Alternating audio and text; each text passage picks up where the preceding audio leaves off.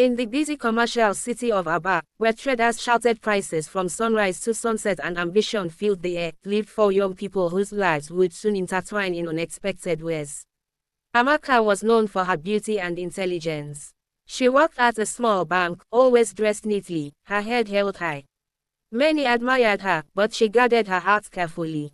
Her widowed mother had raised her with strict values: no rushing into love, no careless mistakes before marriage. Every morning before leaving for work, her mother would remind her, "A good name is better than riches, my daughter." Not far from her office worked Chinedu, a young entrepreneur who owned a growing phone accessories shop in Ariaria Market.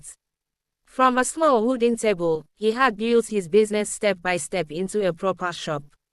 He woke up before dawn, traveled long distances to get goods at cheaper prices, and saved every extra naira. Though many ladies admired him, Chinedu believed in building his future first before thinking about marriage. Then there was Ifeoma, Amaka's closest friend.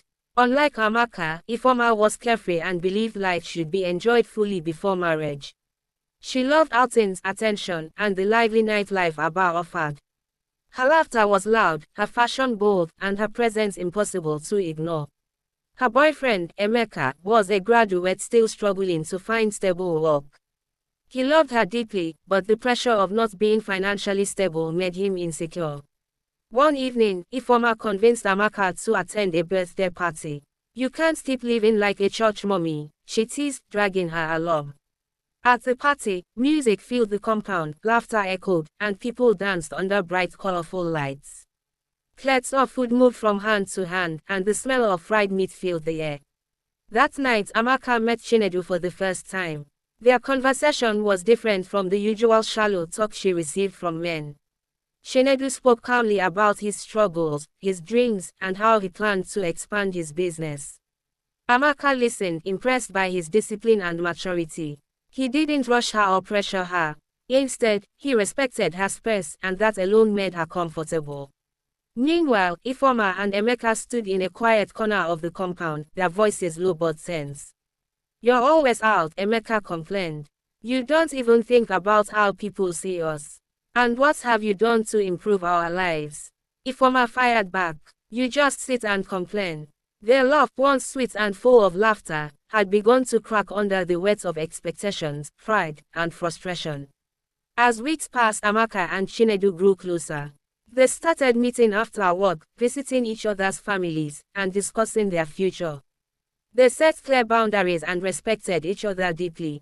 Their relationship was not built on pressure or excitement alone, but on understanding and patience. Chinedu even met Amaka's mother, who observed him carefully. After several visits, she nodded in approval. "This one has sense," she said quietly to Amaka. Ifeoma's life, however, began to spiral. Her constant outings led to gossip. People began to talk. Some exaggerated stories, others invented new ones. Though she pretended not to care, the whispers began to follow her everywhere. Emeka, already insecure, could not bear it anymore. He started avoiding her calls. Eventually, he ended the relationship, leaving Ifeoma heartbroken and confused.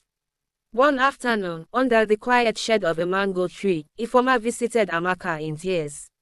"I thought I was enjoying life," she said softly, her voice shaking. "But I was losing myself, and I didn't even know when it started." Amaka held her hand gently. "It's not too late to start again. Your life is still in your hands." Those words stayed with Ifeoma. Slowly, she began to change. She reduced her outings, focused on learning a skill, and started helping her aunt in a small tailoring shop. The same energy she once used for parties, she now used to rebuild her life. Months turned into years. Chinedu's business expanded into a larger store. Amaka received a promotion at the bank. Their relationship grew stronger with time, trust, and shared goals. One evening, Chinedu proposed, not with noise or crowd, but with sincerity. "Will you build this life with me?" he asked. Amaka smiled, tears in her eyes. "Yes." 2 years later, under the bright Aba sun, they celebrated their traditional marriage.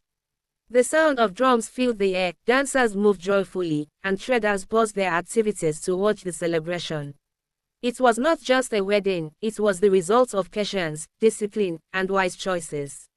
Among the guests stood Ifeoma, stronger, wiser, and hopeful again. She had rebuilt herself, learned from her mistakes, and was now walking her own path with purpose. As she watched Amaka and Chinedu, she smiled, not with regret, but with understanding. She had learned a powerful truth. What young men and women do before marriage shapes the life they walk into after it. Every choice matters. Every step counts.